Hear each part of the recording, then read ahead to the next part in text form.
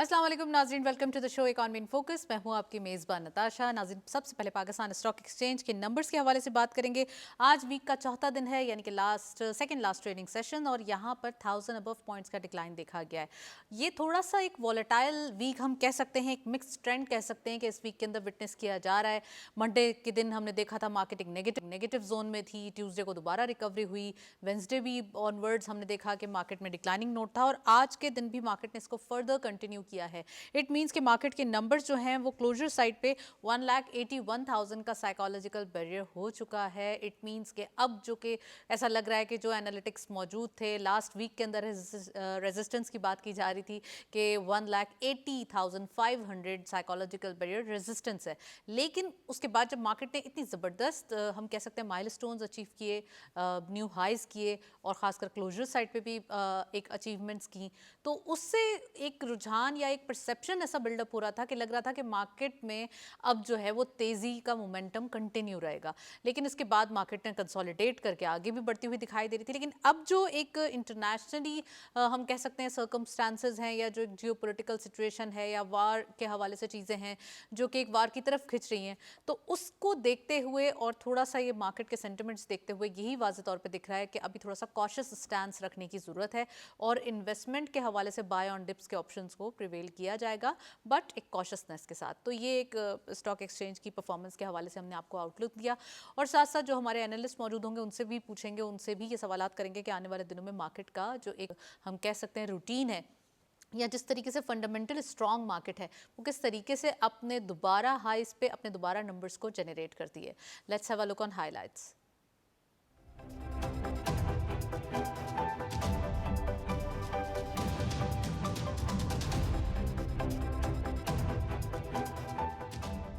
100 index updates में सबसे पहले ओपन हुई मार्केट 1,82,569.81 के लेवल पर। हायर साइड पे मार्केट गई 1,83,717.53। आप देख सकते हैं मोर और लेस कल के ही साइड जो एक हायर साइड पे मार्केट के नंबर्स दिख रहे हैं। Lower was 1,80,783.62 and finally closure 1,81,456.33, यानी कि 1,113.48 का डिक्लाइन आज की मार्केट में देखा गया। और ये नंबर्स देखते हुए और थोड़ा सा इस वीक को स्टडी करें तो ये एक वॉलेटाइल सिचुएशन ही दिखाई दे रही है, और मार्केट के अंदर जिस तरीके से ये एक एब्जॉर्प्शन हुई है या कंसोलिडेशन हुई है, तो इस करेक्शन को भी हम कह सकते हैं कि इसको हम इस जुमरे में भी ले सकते हैं कि ये करेक्शन भी है, क्योंकि इतने हाई लेवल्स पर इतनी ज़्यादा मार्केट आगे चले गई थी कि अब अगर करेक्शन भी आ जाए या मार्केट इतना डिप भी ले ले तो कोई बड़ी बात नहीं है। नेक्स्टली हमारे पास कुछ वॉल्यूम्स भी मौजूद हैं, let's have a look. Volumes में सबसे पहले only one script being in red territory. Media times limited इस लिस्ट को लीड कर रहे हैं, हैस्कॉल इस लिस्ट को लीड कर रहे हैं 1.09 के इजाफे के साथ, 20.64 पे closure, 62.65 million shares traded. Nextly media times limited 0.78 का इजाफा देखा गया, 8.15 पे क्लोजर रहा, 43.65 मिलियन शेयर्स का कारोबार रहा। नशात चुनिया लिमिटेड 0.8 का इजाफा, 71.02 पे closures, 36.69 million shares traded. Bank of Punjab fourth squad पे 0.86 का डिक्लाइन देखा गया, 40.69 पे क्लोजर रहा, 29.28 मिलियन शेयर्स का कारोबार रहा। कल के दिन भी हमने बैंक ऑफ पंजाब की यही एक स्क्वाड में और यही कुछ परफॉर्मेंस देखी थी, आज भी यही सेम परफॉर्मेंस देखी जा रही है। एंड लास्टली बनीज लिमिटेड 1.11 का इजाफा देखा गया, 12.22 पे क्लोजर रहा, 21.66 मिलियन शेयर्स का कारोबार रहा। आज के दिन हम कह सकते हैं कुछ अनकन्वेंशनल स्क्रिप्ट्स भी सामने आ रहे हैं। यकीनन इसके अंदर कुछ होता है, समटाइम्स कुछ स्क्रिप्ट्स के अंदर रैली देखी जाती है, बाइंग अपॉर्चुनिटीज़ देखी जाती हैं, और फिर उसके बाद वो एक थोड़े अरसे के बाद जो है वो चीज़ें मैनेज होकर चेंज हो जाती हैं। हमारे पास गेस्ट भी मौजूद हैं, उनको वेलकम करेंगे। मिर्ज़ा इश्तियाक बेग साहब ज्वाइन कर रहे हैं, आप इकोनॉमिस्ट भी हैं, एनालिस्ट भी हैं, उनको वेलकम करते चलते हैं। अस्सलाम वालेकुम इश्तियाक बेग साहब, very warm welcome in the show. क्या कहेंगे, इकोनॉमिक सिचुएशन और ख़ासकर स्टॉक मार्केट इससे इन्फ्लुएंस ले रही है, एक अच्छे नंबर्स जनरेट हो रहे हैं, लेकिन इंटरनेशनली जो सेंटिमेंट्स हैं उसका इम्पैक्ट ज़्यादा दिखाई देता है। तो कैसे देख रहे हैं जो इंटरनेशनली थोड़ा सा एक पॉलिटिकल टर्नओवर है, या फिर ये एक जो एक हम कह सकते हैं कि अनसर्टेनिटी देखी जा रही है, क्या कहेंगे आप?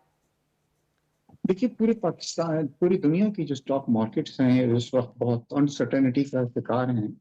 उसकी वजह, जैसे आपको मालूम होगा, कि ये जो सूरत हाल इस वक्त चल रही है पूरी दुनिया के अंदर, वेनेजुएला से शुरू हुई, फिर ईरान की तरफ बढ़ती हुई आ गई, और फिर ये जो इस तरह की रोज़ाना बातें की जा रही हैं कि किसी वक़्त भी ईरान पे भी हमला हो सकता है, तो यही वजह है कि पूरी दुनिया की एक अनसर्टेनिटी जो है इसके अंदर वो हो रही है स्टॉक मार्केट्स के अंदर।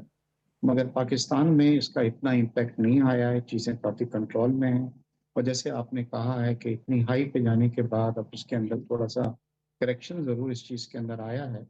जैसे दुनिया में आप ये भी देख रही हैं कि सोने की कीमतें जो हैं, उसमें भी काफ़ी रिकॉर्ड जो है वो इज़ाफ़ा हुआ था, फिर थोड़ी-सी कमी उसके अंदर वाक़ई हुई है। और ये सब चीज़ें जो हो रही हैं डिपेंड कर रहा है कि अमेरिका के सदर जो हैं वो किस तरह के बयानात दे रहे हैं। कभी वो सख्त बयान देते हैं कि जी मैं हमला करने जा रहा हूँ, तो उससे डेफ़िनेटली मार्केट जो है पूरी दुनिया की डिस्टर्ब होती है क्योंकि ऑयल प्राइसेज़ जो हैं वो भी बहुत इम्पोर्टेंट रोल प्ले करते हैं। उसके बारे में अनसर्टेनिटी चल रही है कि ऑयल प्राइसेज़ कहीं अगर एस्केलेशन होती है, तो उससे दुनिया की ऑयल प्राइसेज़ जो हैं वो कहीं बढ़ नहीं जाएँ। तो ये हो रहा है बट अल्हम्दुलिल्लाह मुझे उम्मीद है कि इंशाल्लाह चीज़ें बेहतरी की तरफ जा रही हैं अब, क्योंकि 2-3 दिन से पाकिस्तान, सऊदीया, तुर्की अ, हमारे ये तमाम टर्की ये तमाम लोगों ने मिल के काफ़ी चीज़ों को बेहतर किया है और समझाने की कोशिश की है, जिसके बाद सूरत-हाल जो बहुत ज़्यादा खराब होती नज़र आ रही थी और जिसमें ये कहा जा रहा था कि it's just a matter of hours, अब उसके अंदर थोड़ी-सी कुछ बेहतरी आई है। तो उम्मीद की जाती है कि इंशाअल्लाह कि जैसे ये पॉलिटिकल सिचुएशन जो है थोड़ी-सी बेहतर होती है, तो आप देखेंगे कि रिफ्लेक्ट होगी वो स्टॉक मार्केट के ऊपर भी। अच्छा इश्तियाक बेग साहब, अगर हम थोड़ा सा इकॉनमी के ऊपर नज़र डालें तो चलें, एक स्टॉक मार्केट तो फंडामेंटली स्ट्रांग मार्केट है, बहुत हाई लेवल्स हैं, तो ऑफ कोर्स मार्केट इसको मैनेज कर लेगी, लेकिन जो इंटरनेशनल इम्पैक्ट है उससे हमारी इकॉनमी को आप कैसे देखते हैं, क्या इम्पैक्ट हो सकता है? खासकर ट्रम्प साहब की जो एक एड्रेसेस आपने कहा डिफरेंट हैं, जिसके इम्पैक्ट ओवरऑल पूरी दुनिया पे होते हैं, जिसका एक यकीनन असर तो आता ही है। तो हमारी जो एक अभी एक्सपोर्ट के नंबर्स हैं या रेमिटेंसेस के हवाले से, ये तो इससे इम्पैक्ट नहीं लेंगे ना? What do you think? देखिए, माशाल्लाह पाकिस्तान की हमारी थोड़ी-सी एक बदकिस्मती रही है कि जैसे ही हमारी इकोनॉमी जो है वो टेक ऑफ करती है और अच्छे रिज़ल्ट्स हमारे आने शुरू होते हैं, दुनिया में कोई ना कोई एक इंटरनेशनल वाक़या हो जाता है। अभी आपने देखा होगा कि 1 हफ़्ते पहले हम सेलिब्रेट कर रहे थे कि पाकिस्तान के ज़खायर जो थे, हमारे हम्म। फॉरेन एक्सचेंज रिज़र्व्स जो थे, वो बहुत ज़्यादा माशाल्लाह अच्छे जो थे वो चले गए थे और कुल 22 बिलियन पे हम गए थे जिसमें से 16 बिलियन जो थे वो स्टेट बैंक के पास थे, कोई 5 बिलियन जो थे वो कमर्शियल बैंकों के पास थे। और ये बड़ा अच्छा और प्राइम मिनिस्टर ने भी कई बार ये कहा कि हम अब अपनी एक्सपोर्ट को बढ़ाने की तरफ तवज्जो दिया है और इकोनॉमी में काफ़ी बेहतरी आई थी। दूसरे ममालिक ने पाकिस्तान में इन्वेस्टमेंट करने ख़ास तौर पे जैसे हमारे JF-17 जो था उसके लिए हमारे काफ़ी बिलियंस डॉलर्स के हमें ऑर्डर्स भी मिले थे और एक मौके पे ये भी हमें कहा गया था कि अब हम IMF से जो है वो छुटकारा हासिल कर लेंगे। मगर फिर आपने देखा कि हमारे नेबर के अंदर ये जो सिचुएशन डेवलप हुई है, जहाँ पे वेनेज़ुएला से चलते हुए ये चीज़ ईरान तक पहुँची है। देखिए, पाकिस्तान की सबसे बड़ी जो प्रॉब्लम हमें फेस करनी पड़ सकती है, खुदा ना ख़ास्ता सिचुएशन ख़राब होती है, तो वो ऑयल प्राइसेज़ हैं। इस वक़्त हमारी इकोनॉमी बड़ी कंफर्टेबल है, जी। अपवर्ड की तरफ जा रही है। हमारा जीडीपी भी 3% से ज़्यादा हम अचीव करने जा रहे हैं। इन्फ्लेशन भी हमारा सिंगल डिजिट के अंदर है। ये तमाम पॉज़िटिव चीज़ें हमारी रिज़ल्ट्स ये तमाम चीज़ें और हमारी एक्सपोर्ट्स में भी इज़ाफ़ा हो रहा था, सब चीज़ें। मगर अगर सपोज़ इन केस कि अगर ऑयल जो है वो कॉन्फ्लिक्ट बढ़ता है और अमेरिका हमला करता है, तो ये प्रेडिक्शन की जा रही है कि हर कंट्री डिस्टर्ब होगा और ऑयल जो है वो $100 तक जाएगा। अगर ऐसा होता है तो डेफ़िनेटली इसका काफ़ी असर हमारी उस पे पड़ेगा क्योंकि हमने जो अपना बजट बनाया था, वो प्रेज़ेंट जो ऑयल के प्राइसेज़ चल रहे हैं, उस पे कर रहा उस है। तो पे किया था। पाकिस्तान के लिए भी अच्छा इश्तियाक बेग और साहब, दूसरे आपने ममालिक यहाँ मैं के आपको लिए भी। इंटरप्ट करूंगी, आपने बहुत ही एक इम्पॉर्टेंट बात का जिक्र किया है यहाँ पर। इंटरनेशनली ऑयल प्राइसेस पहले भी हाइक पे चले गए थे, आपको याद होगा, बहुत डिफिकल्टी थी, इंपोर्ट बिल के ऊपर बहुत बर्डन हो गया था, और अभी भी अगर ये सिचुएशन हो जाती है तो क्या गवर्नमेंट इसका कुछ ऑल्टरनेट करेगी या फिर कोई ऐसे इम्प्लीमेंटेशन करेंगे लॉ के हवाले से कि पेट्रोल के ऊपर यानी कि फ्यूल कंजम्पशन जो है इसको कंट्रोल किया जाए? और दूसरा ये कि कहते हैं ना, जब कोई भी कोई इशू हो रहा होता है या कोई सैलाब आ रहा होता है तो बंद पहले बांध लिए जाते हैं। तो पाकिस्तान इसके ऊपर आप समझते हैं कि कोई ना कोई, ऑफ कोर्स पॉलिसी मेकर्स बहुत कीन होकर पॉलिसीज बना रहे हैं, तो यहाँ पे इन्होंने कोई ना कोई ऐसा कोई पॉलिसी या कोई ऐसा इनिशिएटिव लेना है? What do you think? देखिए, दो तरफ़ा इसके ऊपर काम हो रहा है। एक तरफ तो सऊदी अरब जो है, ओमान जो है, कतर जो है, जो ऑयल प्रोड्यूसिंग कंट्रीज़ हैं, इन्होंने अमेरिका के सदर से बात की है और उनको ये बावर कराने की कोशिश की है कि खुदारा आप कोई ऐसा हैबट डिसीजन नहीं लें जिससे ऑयल की मार्केट जो है वो डिस्टर्ब हो जाए, क्योंकि अगर ये डिस्टर्ब होती है तो फिर पूरी दुनिया जो है उससे मुतासिर होगी और डेफिनेटली पाकिस्तान भी होगा। मगर एक चीज़ बहुत अच्छी है कि ये सऊदी अरब हमारे साथ हमेशा ऑलवेज बीन वेरी काइंड। जैसे आपको पता है कि हमें डेफर्ड पेमेंट पे भी ऑयल जो है वो उसके ऊपर मिल रहा है। और मगर साथ में डेफिनेटली जी हमें कुछ यहाँ पे करना पड़ेगा अपने लिए भी, कुछ ना कुछ इस तरह का हुकूमत सुनाए कि इस पे काम भी कर रही है कि किस तरीके से हम इसकी जो प्रोडक्शन हमारी जो यूटिलाइजेशन है उसको कम से कम किया जाए, ताकि हमारी ऑयल की जो इम्पोर्ट है उसको कम से कम हम कर दिया जाए, ताकि वो बजट जो है 100 पे अगर हम जाते हैं तो फिर हमारे जो दूसरे तरक्याती मंसूबे हैं वो हमें सब बंद करने पड़ेंगे। मगर सुना ये है कि ट्रम्प साहब पे कोई थोड़ा सा इस चीज़ का असर ज़रूर हुआ है कि अगर ये चीज़ होती है तो वो फिर पूरी दुनिया इससे बहुत ज़्यादा मुतासिर होगी और किसी के भी फ़ेवर में वो चीज़ नहीं जाएगी और इससे ईरान ही सिर्फ़ मुतासिर नहीं होगा।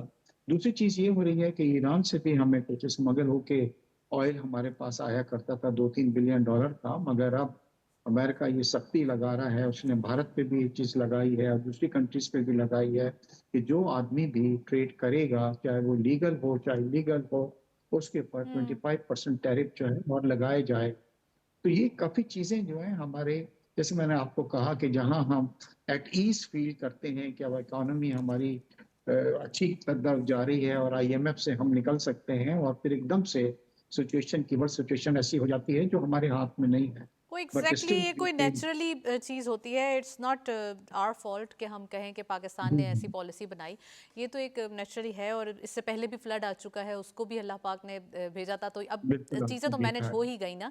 तो ये भी हो जाएंगी यकीनन, और आई एम श्योर कि पॉलिसीज़ के हवाले से हम इसका तसलसल बरकरार देखेंगे। साथ साथ हम इकोनॉमी के नंबर्स और भी अगर देखें, आपने इन्फ्लेशन का जिक्र किया, सिंगल डिजिट में है, लेकिन अगर ऑयल प्राइसेस हाइक होते हैं जिस तरीके से अभी एक हमने कुछ डॉलर्स इसमें इजाफा देखा है WTI एंड ब्रेंट क्रूड, तो ये $60 की जो एक स्पैन है इसी में ट्रेड कर रहे हैं दोनों ही तकरीबन। तो इश्तियाक बेग साहब ये बताइए कि अगर लेट्स सपोज कि अगर कुछ ऐसा मामला होता है, कोई वार की तरफ सिचुएशन होती है, तो क्या आपको लगता है कि ऑयल प्राइसेस के इम्पैक्ट से इन्फ्लेशन हमारी हाइक करेगी? डेफ़िनेटली जी, जब आपकी देखिए सबसे बड़ी प्रॉब्लम ये होती है, आपकी इन्फ्लेशन जो डिपेंड करती है वो आपकी अ, कितने रिज़र्व्स हैं, क्योंकि जब आपके पास डॉलर की कमी हो जाती है तो डेफ़िनेटली उसका असर जो है वो आपकी करेंसी पे भी पड़ता है। जैसे आप ईरान के अंदर देख रहे हैं कि इस वक़्त जो अनरेस्ट वहाँ पे शुरू हुई है, उसकी मेन वजह ये है कि उनकी करेंसी बहुत डिवैल्यू हो गई है, मतलब उसकी कोई वैल्यू नहीं रही है। तो उसकी वजह ये है कि वो डॉलर्स उनकी इनफ्लो जो राइट। है वो बिल्कुल खत्म हो गया है। तो डेफ़िनेटली जब ये सिचुएशन यहाँ पे भी होगी तो हमारी करेंसी पे भी उसका असर पड़ता है। फिर उससे इन्फ्लेशन ट्रिगर होता है। जब इन्फ्लेशन ट्रिगर होता है तो उसके बाद फिर आपको इंटरेस्ट रेट जो है अपने बढ़ाने पड़ जाते हैं। तो एक के बाद एक चीज़ जो है वो ट्रिगर होनी शुरू हो जाती है और डेफ़िनेटली उससे मईशत जो है वो मुतासिर होती है। बट दुआ करें कि सेंस प्रिवेल करे और कुछ ऐसी चीज़ नहीं हो जिसकी वजह से पूरी दुनिया डिस्टर्ब हो। तो पाकिस्तान भी, मगर पाकिस्तान पे इसका असर ज़्यादा होता है। अभी तो हम माशाल्लाह मैनेज कर रहे हैं, चीज़ें हमारी अच्छी जा रही हैं। हमारी रेमिटेंसेस आपने देखा है कि क्या किस तरीके से कुछ दिनों पहले प्राइम मिनिस्टर साहब ने भी ओवरसीज़ पाकिस्तानी को शुक्रिया अदा किया कि आपने हाईएस्ट इन्फ्लेशन रेमिटेंसेस भेजी हैं लास्ट मंथ के अंदर और इस मंथ के राइट। अंदर। तो जी हाँ। अच्छा, इश्तियाक भाई साहब, आपने सही जिक्र किया कि रेमिटेंसेस का इम्पैक्ट है और अब एक्सपोर्ट के नंबर्स पे काम किया जा रहा है, तो इंडस्ट्रियल साइड को कैसे देखते हैं आप? जिस तरीके से इंडस्ट्रियल पॉलिसी बनाई जा रही है, इंडस्ट्रियल कॉम्प्लेक्स भी कायम किया जा रहा है कराची में, और इस टाइप के EPZs एंड SEZs कायम किए जा रहे हैं, तो कितना ज़्यादा इम्पैक्ट होगा इंडस्ट्रीज़ के ऊपर, मैन्युफैक्चरिंग साइड पे, और पाकिस्तान की जो अपनी सेल्फ सफिशेंसी है या अपनी जो एक पॉपुलेशन की डिमांड है, उस डिमांड को भी पूरा किया जा सकता है? तो कैसे आपको लगता है कि इंडस्ट्रीज़ के हवाले से जितना रिबेट्स दिए जाएं या जितना टैरिफ के हवाले से काम किया जाए वो काफ़ी है? देखिए, मैं हमेशा ये कहता हूँ कि पाकिस्तान की जो स्ट्रेंथ है, वो $32 बिलियन की एक्सपोर्ट से ज़्यादा है और देखिए राइट। हालाँकि पाकिस्तान के अंदर हमारी रेमिटेंसेस इस बार ज़्यादा रही हैं, 38 बिलियन पे आ गई और एक्सपोर्ट 32 थी।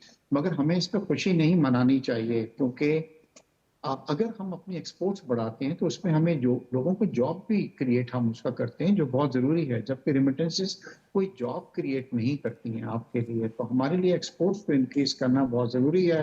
हुकूमत इस पर बहुत ज़्यादा काम कर रही है, और जैसे आपने कहा है कि ईपीजेड्स जो हैं मुख्तलिफ सूबों के अंदर जो हैं बनाए जा रहे हैं। कराची के अंदर भी ईपीजेड जो है वो आ रहा है, कि ताकि वहाँ पे वैल्यू एडिशन करके चीज़ों को प्रोड्यूस करके हम एक्सपोर्ट जो है कर सकें। देखिए, इस वक्त हमारी एक्सपोर्ट के रास्ते में सिर्फ एक चीज़ हाई है कि हमारा इस वक्त काफ़ी हद तक हमने अपना इंटरेस्ट रेट जो था राइट। वो भी काफ़ी हमारा बेहतरी की तरफ आ गया। कहाँ एक ज़माने में मैं आपके प्रोग्राम में आता था तो हम 22% की बात करते थे, आज आपने देखें कि हम हाफ के ऊपर आ गए हैं। सिर्फ हमारी इस वक्त भी एक बिल्कुल चीज़ जो एक्सपोर्टर को सही डिस्टर्ब कर फरमाया रही है इरशाक वो बेग साहब, वी आर है। Running out of time. Thank much, आपने प्रोग्राम में ज्वाइन किया और काफ़ी ग्रेट एनालिसिस हम देख भी रहे हैं कि खासकर जो एक इंटरनेशनल इम्पैक्ट है वो लोकल मार्केट्स पे भी इम्पैक्ट करेगा, लेकिन we are hoping and we are very optimistic कि आने वाले दिन बेहतर हो और ये तमाम चीज़ें जो हैं वो जल्दी सॉर्ट आउट हो जाएं।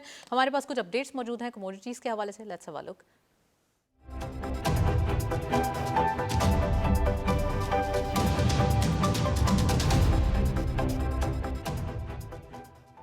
कमोडिटीज़ में सबसे पहले गोल्ड की पर तोला प्राइस 4,84,151 रुपीज़। आप देख सकते हैं एक हाइक क्रिएट हो रहा है लोकल मार्केट में। गोल्ड पर 10 gram 4,15,523 rupees. International gold at पारोस 4,616.61 डॉलर। ये एक जो गोल्ड प्राइसेस है यही इंडिकेशन है कि इंटरनेशनली जो है वो चीज़ें ऑफ कोर्स थोड़ी सी मिस एंड मैच हो रही हैं। ऑयल WTI पर barrel 59.69 dollar, oil Brent crude पर बैरल 64.02 डॉलर। ऑयल प्राइसेस में आप देख सकते हैं एक हल्का सा डिक्लाइन देखा गया है WTI में, बट ये जो 60 जो डॉलर का स्पैन है वो इंटैक्ट है। नेक्स्टली हमारे पास करेंसी भी अपडेट्स मौजूद हैं, let's have a look.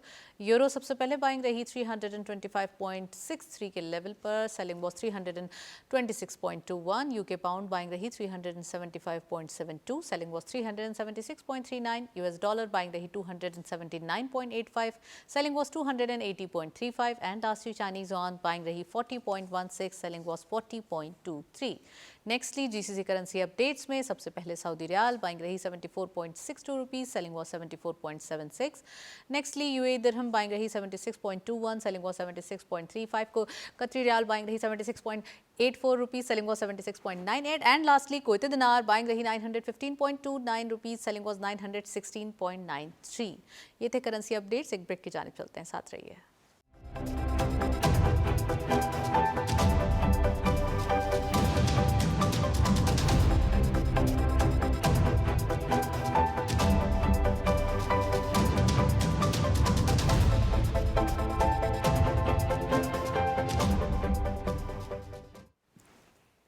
Welcome back नाजरीन। हम बात कर रहे हैं गवर्नमेंट की पॉलिसीज़ के हवाले से और कोशिशों के हवाले से, जो ऑफ कोर्स इतनी ज़्यादा कोशिशें की गई हैं जिसकी बदौलत अब ये जो हम कह सकते हैं फ्रूटफुल रिजल्ट्स हमारे सामने आ रहे हैं।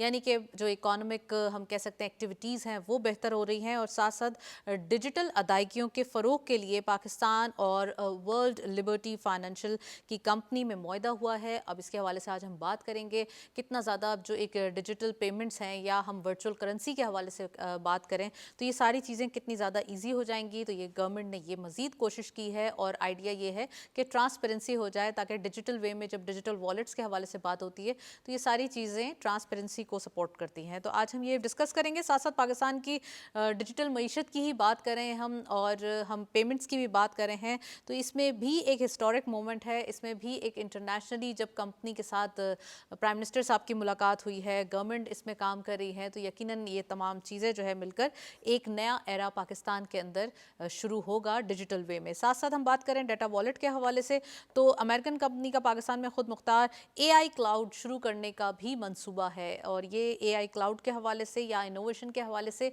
पाकिस्तान में नीड भी है और इसके लिए गवर्नमेंट भी काम कर रही है। तो अमेरिकन कंपनी जबकि यहाँ पे इतनी ज़्यादा कीन होकर दिखाई दे रहे हैं कि पाकिस्तान में इतनी पॉपुलेशन है, इतनी एफर्ट्स हैं, इतनी ज़्यादा IT के हवाले से काम हो रहा है, तो ये भी नीडेड है, आज हम ये भी डिस्कस करेंगे। जहां आईटी के हवाले से हम सारी न्यूज़ आपसे बात भी कर रहे हैं, वहीं गवर्नमेंट ने नए करेंसी नोटों के लिए भी कुछ तैयारी कर ली है और इसकी तस्दीक भी हो गई है कि कोई करेंसी जो नोट्स हैं वो नए आएंगे हमारे पास, यानी कि करेंसी पेपर जो है वो चेंज होगा। लेट्स सी कि क्या होता है, इसके हवाले से कितनी ज़्यादा अब डेवलपमेंट्स होंगी वो आप तक हम शेयर करते रहेंगे।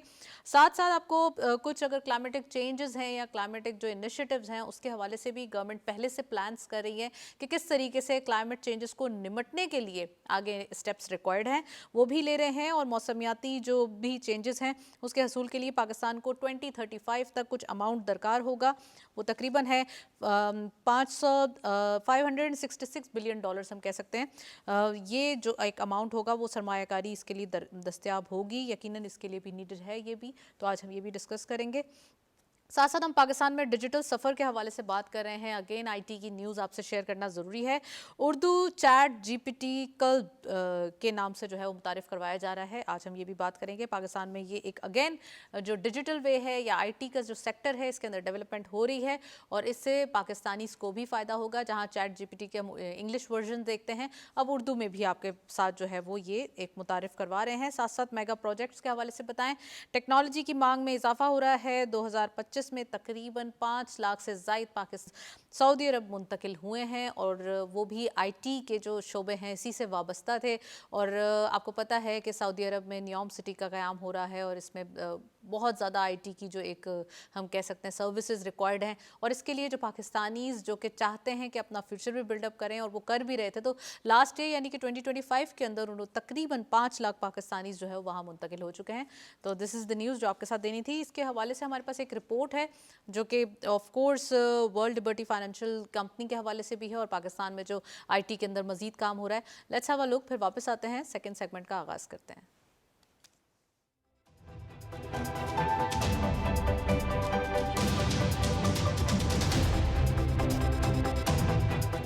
हुकूमत पाकिस्तान और अमेरिका की वर्ल्ड लिबर्टी फाइनेंशियल से वाबस्ता कंपनी के दरमियान मफाहमती याददाश्त पर दस्तखत क्रिप्टो करेंसी और डिजिटल फाइनेंस के हवाले से एक अहम पेशरफ्त है। ये शराकतदारी इस बात की अक्कास है कि पाकिस्तान आलमी डिजिटल मालियाती निज़ाम में फाल किरदार अदा करने की सिमत बढ़ रहा है।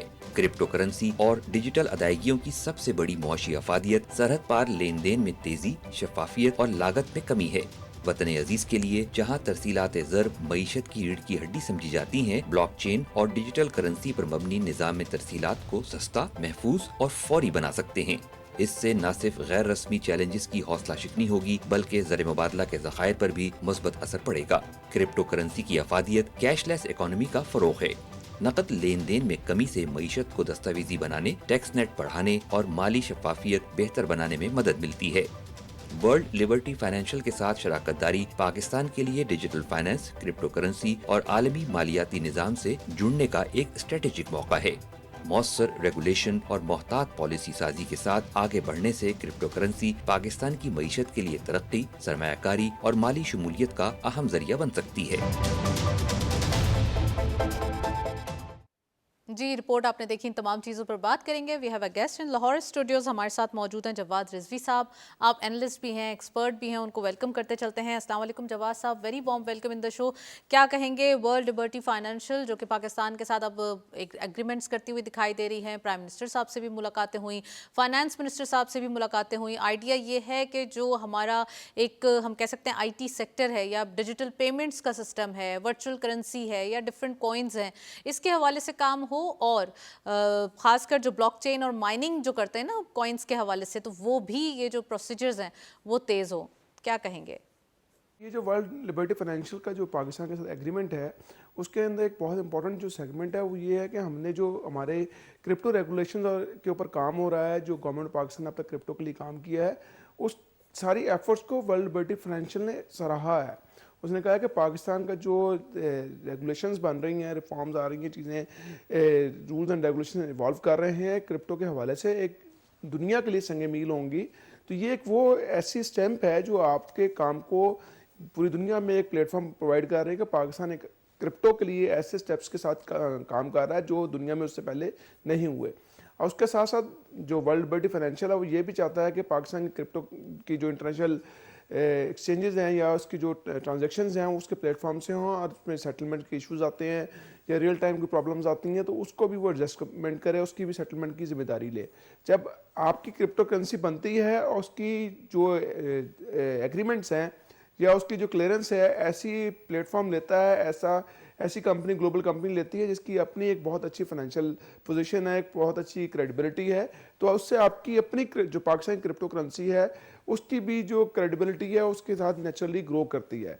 और जब हम क्रिप्टो के ऊपर बात कर रहे हैं, जब हमारा फ्यूचर क्रिप्टो के साथ अटैच्ड है, दुनिया में ट्रांजेक्शन्स क्रिप्टो के ऊपर जा रही हैं, हम क्विक फास्ट ट्रांजेक्शन्स की बात कर रहे हैं, नए जो फाइनेंशियल मेथड्स के ऊपर बात की जा रही है, नए फाइनेंशियल एवेन्यूज़ को एक्सप्लोर करने की बात की जा रही है, क्रिप्टो की माइनिंग की बात की जा रही है, तो इस सारे पैराए के दौरान एक ऐसी कंपनी के साथ एग्रीमेंट होना जिसकी एक बहुत अच्छी से है, एक बहुत अच्छी क्रेडिबिलिटी है, उससे डेफिनेटली पाकिस्तान के अंदर भी ग्लोबल प्लेटफॉर्म्स के ऊपर भी बहुत बड़ा फ़ायदा होगा। इसको हम देखेंगे आने वाले दिनों में हमारा इसका एडवांटेज नज़र आना शुरू होगा। अच्छा, आपने सही फरमाया जवाद साहब। यहाँ पे हम डाटा वॉलेट्स के हवाले से भी बात कर रहे हैं, आई क्लाउड के हवाले से बात कर रहे हैं और डिजिटल पेमेंट्स के हवाले से भी बात कर रहे हैं, क्योंकि इंटरनेशनल पेमेंट्स भी रिक्वायर्ड होती हैं। तो क्या ये इंटरनेशनल पेमेंट्स जो कि आईटी सेक्टर में एक हेफ्टी अमाउंट जो पेमेंट्स के होते हैं वो उनको चाहिए ही होता है कि वो पाकिस्तान से बाहर पेमेंट कैसे करेंगे, तो ये इन जो हम कह सकते हैं वर्चुअल करेंसी है, इसी के थ्रू की जा सकेगी या फिर इसके लिए डॉलर ही रिक्वायर्ड होंगे? जी देखें, जो हमारा फाइनेंशियल आईटी सेक्टर है ग्लोबली, वो ट्रेडिशनल जो हमारी करेंसी है एक्सचेंज की या ट्रांसमिट होने की, वो डॉलर के ऊपर तो काम कर रहे हैं, लेकिन उसके साथ साथ अब दुनिया जो है बहुत तेज़ी से क्रिप्टो कॉइन्स के ऊपर, क्रिप्टो करेंसी के ऊपर शिफ्ट कर रही है। दुनिया की जो आईटी कंपनीज हैं वो उसको भी मोड ऑफ पेमेंट के तौर पे एक्सेप्ट करती हैं और अपने वॉलेट्स में उसको रिसीव करती हैं। उसका बहुत डायरेक्ट एडवांटेज ये होता है कि उनकी डायरेक्ट अपने वॉलेट में आ जाती हैं, बैंक बीच में इन्वॉल्व नहीं होता। तो इसकी वजह से जो कंपनीज हैं वो अपनी, जिसे कहते हैं, अपने फाइनेंशियल्स अपने हाथ में कंट्रोल कर रही होती हैं, तो उनको कोशिश होती है कि हम वॉलेट में अपनी डायरेक्ट पेमेंट ले लें। तो ये एक तो चीज़ याद रखें कि हमारे जितने जो ऑर्थोडॉक्स मेथड है वो चैनल्स हैं वो बंद नहीं होंगे, लेकिन उसके साथ साथ जो हमारी आईटी कंपनीज हैं या ग्लोबली जो आईटी कंपनीज हैं जो इस सेक्टर में काम करते हैं, उनको एक स्विफ्ट और फास्ट मेथड चाहिए, प्लेटफॉर्म चाहिए जहाँ पे उनकी क्विकली पेमेंट्स हो सकें। और जो हम क्रिप्टो की बात करते हैं, तो क्रिप्टो के अंदर एक सबसे बड़ा अभी तक चैलेंज एक ही है दुनिया में कि उसकी जो वो गलत हाथों में न चला जाए। तो उसके लिए रेगुलेशंस के ऊपर काम हो रहा है दुनिया में, पाकिस्तान भी उस पर काम कर रहा है। जैसे मैंने पहले बात की, वर्ल्ड फाइनेंशियल ने लिबर्टी फाइनेंशियल ने पाकिस्तान को एंडोर्स किया कि पाकिस्तान के जो रेगुलेशन है बड़े अच्छे राइट ट्रैक पे हैं, बहुत अच्छे तरीके से पाकिस्तान अपनी जो रेगुलेशन इवॉल्व कर रहा है क्रिप्टो के लिए। तो क्रिप्टो के लिए सबसे बड़ा चैलेंज एक ही रेगुलेशन है और उसके ऊपर काम हो रहा है। तो दुनिया में जो हमारी डिजिटल पेमेंट्स हैं वो नए नए मेथड उसके साथ इमर्ज होते जाएंगे और कन्वेंशनल मेथड भी साथ एग्जिस्ट करेंगे। तो पेमेंट्स जो ऑनलाइन होती भी जाएंगी और साथ साथ डॉलर में भी ट्रांजैक्शंस होंगी, और उसके साथ हमारी क्रिप्टो जितनी भी करेंसीज हैं, हर जो मुल्कों में आपस में या बायर एंड सेलर में कोई एग्रीमेंट होता है उसके अंदर वो लेने को तैयार होंगे, तो उसके अंदर भी पेमेंट्स होंगी। अच्छा, जवाद साहब ये भी बताइएगा, नई करेंसी पेपर्स के हवाले से बात हो रही है, यानी कि नए करेंसी नोट्स और उसके डिज़ाइन ये इंट्रोड्यूस करवाए जा रहे हैं। क्या लगता है किस तरीके से होंगे, कौन कौन सा नोट पहले आएगा, कब ये इम्प्लीमेंट होगा? क्या लास्ट टाइम भी हमने सुना था कि एक दफ़ा आपको याद होगा गवर्नर स्टेट बैंक ने जो है वो थोड़ा सा बताया था कि एक नए हम नोट्स इंट्रोड्यूस करवा रहे हैं, फिर उसके बाद हमने देखा था कि उसके ऊपर कोई बात तो इतनी नहीं हुई थी, लेकिन ये कि ये एक प्लान था। तो आपको लगता है कि अब ये इम्प्लीमेंट होने जा रहा है फाइनली?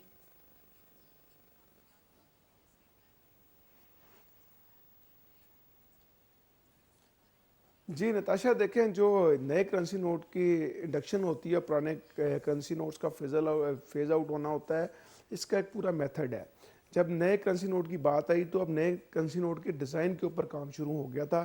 पहले गवर्नमेंट ने लोगों से भी ऑनररी तौर पे डिज़ाइन मंगवाए, वो उन डिज़ाइंस के ऊपर वैसे गवर्नमेंट कभी वो एक जिसे कहते हैं कंपटीशन होता है करवाती हैं, लेकिन जब जो एक्चुअल डिज़ाइन होते हैं वो इंटरनेशनली जो रिकॉग्नाइज्ड कंपनी है, सर्टिफाइड कंपनीज हैं, जो सिक्योर्ड कंपनीज हैं, उनके डिज़ाइन मंगवाए जाते हैं। उन डिज़ाइंस को अप्रूव करके फिर उसके ऊपर आगे गवर्नमेंट या कैबिनेट उसको अप्रूवल देती है, उसके बाद नेक्स्ट स्टेप में चलते हैं। अच्छा, एक चीज़ ध्यान में रखें, दुनिया में जो करेंसी नोट है उसकी एक लाइफ है। हर मुल्क में एक सर्टन टाइम के बाद, कहीं पे 10 साल के बाद, कहीं पे 15 साल के बाद, कहीं पे 20 साल के बाद डिज़ाइन चेंज होता है। और उसकी जो जिसके ऊपर करेंसी छपती है, उसको हम मटेरियल कह लें, वो चेंज होता है। तो अगर आप देखें अब दुनिया में इस वक्त जो करंट करेंसी का जो डिज़ाइन है मुख्तलिफ मुल्कों में, या जो करेंसी का मटेरियल है जिसको हम पेपर कहते हैं, वो बहुत रैपिडली चेंज हुआ है। जी। डिफरेंट कंट्रीज़ में आप देखेंगे वो जो हमारा जो एग्जिस्टिंग पेपर है उससे हटके उन्होंने अपना सिंथेटिक पेपर या जैसे सॉर्ट ऑफ प्लास्टिक पेपर की तरह के उन्होंने नोट छापना शुरू किए हैं। उसके अंदर दो तीन चीज़ें, एक तो सिक्योरिटी फीचर्स बढ़ जाते हैं, उसके अंदर जो फेक करेंसी छपती है उसको छापना मुश्किल हो जाता है। उसके साथ साथ ये है कि उसकी लाइफ बढ़ जाती है, क्योंकि जो पेपर का नोट है उसकी लाइफ कम होती है, उसकी वजह से वो वॉर्न आउट होता है और वो डैमेज हो जाता है। लेकिन जो अब करेंसी दुनिया में आ रही है, हमने देखी होगी, आपके हाथ से भी गुजरी होगी, जैसे हम यूरो की बात कर लें या हम मिडल ईस्टर्न कंट्रीज़ की बात कर लें, वहाँ की करेंसी की बात कर लें, या हम मलेशिया की बात कर लें, तो मुख्तलिफ मुल्कों में उन्होंने अपनी करेंसी चेंज करके उसको नए मटेरियल के ऊपर ले गए हैं और उसके साथ सिक्योरिटी फीचर्स बड़े, उनके डिज़ाइन चेंज हुए। इस तरह ही पाकिस्तान जो है उसकी करेंसी के जो एक पैटर्न है, जिस पैटर्न से अपनी करेंसी पाकिस्तान में माजी में चेंज होती रही है, उसी पैटर्न के ऊपर इस साल भी हम देख रहे हैं कि अब जो बातचीत चल रही है वही चल रही है और कैबिनेट ने अप्रूवल भी दे दी है। अब डिज़ाइन अप्रूव होंगे और डिज़ाइन अप्रूवल के बाद जो है आगे नेक्स्ट जो फेजेज हैं वो चलेंगे। अब गवर्नमेंट उसको प्लान करेगी कि पहले उन्होंने 5,000 का नोट लेके आना है कि या पहले 10 रुपये का नोट लेके आना है। ये गवर्नमेंट अपनी रिक्वायरमेंट के मुताबिक, मनी सप्लाई के मुताबिक उसको डिसाइड करेगी कि हमने किसको पहले नोट को ला के उसको मार्केट से इंट्रोड्यूस करवा के पुराने नोट को वाइप आउट करवाना है। और ये वाइपिंग आउट भी एक टाइम से होती है कि ऐसे ऐसे पहले डेडलाइन मिलती है साल की, फिर 6 महीने की, फिर 3 महीने की। इन 2 ढाई साल 3 साल लगते हैं पुराने करेंसी नोट वाइप आउट हो जाते हैं, नए करेंसी बिल्कुल सही नोट इन हो फरमाया जाते हैं। जवाद साहब तो एक आपने। इसका जवाद साहब ये भी आप एक पॉइंट भी मिस कर गए कि जिनके पास कैश का अमाउंट रखा होता है ज़्यादा और जो शो नहीं करते टैक्सेशन की वजह से या टैक्स चोरी करते हैं, उनके लिए भी ये जो एक करेंसी नोट चेंज होगा तो ये गेम चेंजर साबित होगा ट्रांसपेरेंसी और वाइट इकोनॉमी के अंदर। इसके हवाले से क्या कहते हैं?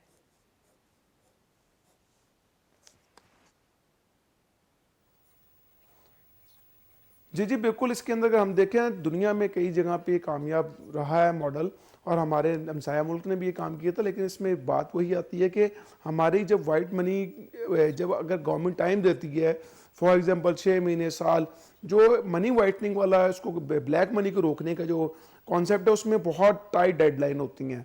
उसके अंदर ये होता है कि नया करेंसी नोट आ गया है, आपके 3 महीने में या 1 महीने में, 2 महीने में पुराना करेंसी नोट किसी का नहीं चलेगा।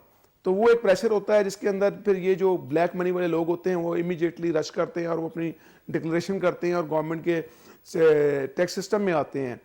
लेकिन जब हम रेगुलर जो हमारी करेंसी नोट चेंज होते हैं, जो हमारे माजी में भी हुए हैं, तो उसके अंदर इस तरह की चीज़ नहीं होती यूजली, क्योंकि उसके अंदर लोग एक रेगुलर गवर्नमेंट पैनिक नहीं क्रिएट करती। अगर वो इस तरह करेगी तो गवर्नमेंट को इटसेल्फ भी अपनी बहुत ज़्यादा ह्यूज प्रिंटिंग करनी पड़ेगी उसको सब्स्टिट्यूट करने के लिए। और जो उसकी रिकवरी होती है यूजली, जब ब्लैक मनी को गवर्नमेंट ने अपने सिस्टम में लेके आना है, तो यूजली ये होता है कि उसके अगेंस्ट नोट नहीं इशू किए जाते, वो मंगवा लेती है और कहती है कि फॉर एग्जांपल हम कहते हैं पाकिस्तान में 5,000 का नोट अब ख़त्म कर दिया गया है, उसके नया नोट आ गया है 1 महीने का टाइम है, आप आके अपने नोट चेंज करवा लें या अपने अकाउंट्स में जमा करवा लें। अगर किसी के पास ब्लैक मनी है और वो उसने डिक्लेयर नहीं की हुई और एक ह्यूज अमाउंट लेके आता है, तो अकाउंट में जमा करवाएगा।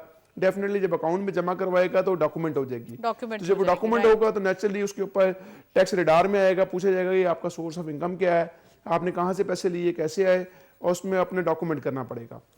राइट। अच्छा, अब जवाद साहब, वन लास्ट क्वेश्चन आपसे करना चाहूँगी, वो ये कि मेगा प्रोजेक्ट्स और टेक्नोलॉजी की मांग में इजाफा हुआ है। सऊदी अरब तकरीबन 5 लाख पाकिस्तानी 2025 में मुंतकिल हुए हैं। कैसा लगता है? पाकिस्तानी ऑफ कोर्स अपनी कहते हैं ना कि अपनी एक्सपर्टीज़ और अपने स्किल्स की वजह से बहुत मशहूर हैं, और दूसरा ये कि जितना ज़्यादा स्किल्स होंगे उतना ही वर्क फोर्स को काम भी मिलेगा। तो कितना इम्पॉर्टेंट है ये जो एस्पेक्ट हमने देखा?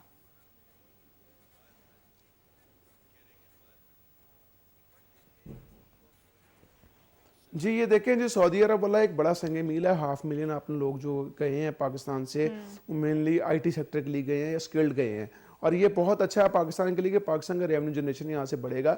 और इस वक्त आईटी की बहुत ज़्यादा डिमांड है सऊदी अरब में, वर्कर्स की, टेक्नोलॉजी की वर्कर्स की बहुत ज़्यादा डिमांड है। हमारे पाशा के साहब का चेयरमैन है जुहैब खान साहब, और ये बार बार कहते रहे, वो वहाँ पे जाते भी रहे हैं, कॉन्फ्रेंसेस में भी जाते रहे हैं, और बार बार आके पाकिस्तान में ये स्ट्रेस करते रहे हैं कि पाकिस्तानियों को भूल जाना चाहिए बाकी मार्केट को। It's a huge market of the Saudi Arab, low hanging fruit, और पाकिस्तान की बहुत अच्छी वहाँ पे डिमांड भी है, नीश भी है, और पाकिस्तानी वर्कर्स की बहुत रिस्पेक्ट भी है, क्योंकि जो काम पाकिस्तानी ह्यूमन रिसोर्स वहाँ पे करके दे रहा है उनकी आईटी कंपनीज को या आईटी के मेगा प्रोजेक्ट्स को, उनको Right. शायद दुनिया में दूसरे लोगों से नहीं मिल रहे।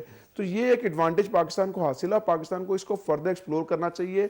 और इसमें एक बहुत बड़ी बात यह है कि यहाँ पे पाकिस्तानी को अपनी इनकम बहुत ज़्यादा मिल रही है, जो एज़ कम्पेयर टू हम अदर रीजन्स की बात करें। तो ये एक बहुत अच्छा खुशाइन है और हमें बहुत फ़ायदा हो रहा है इसका, और मेरे ख्याल में आइंदा आने वाले दिनों में भी, आइंदा आने वाले जी। महीनों में भी इसका हम फ्लो देखेंगे बढ़ेगा। Right, well, thank you so much Jawad Rizvi साहब, आप हमारे साथ मौजूद रहे, काफ़ी डिटेल एनालिसिस। और अगर हम बात करें सऊदी और पाकिस्तान रिलेशनशिप के हवाले से, तो पहले ही पाकिस्तान के रिलीजियसली जो स्ट्रिंग्स हैं वो बहुत अटैच हैं, जिसके इम्पैक्ट ऑफ कोर्स हम देखते हैं कि हर कोई चाहता है कि अगर जॉब हो जाए और स्किल सेट भी है पाकिस्तान को और वो जहाँ जाना चाहता है तो ऑफ कोर्स वो पाकिस्तान को रेमिटेंसेस भेज के भी सर्व करता है। दैट इज़ इट, प्रोग्राम को वाइंड अप करेंगे, इजाज़त दीजिए, अल्लाह हाफिज़।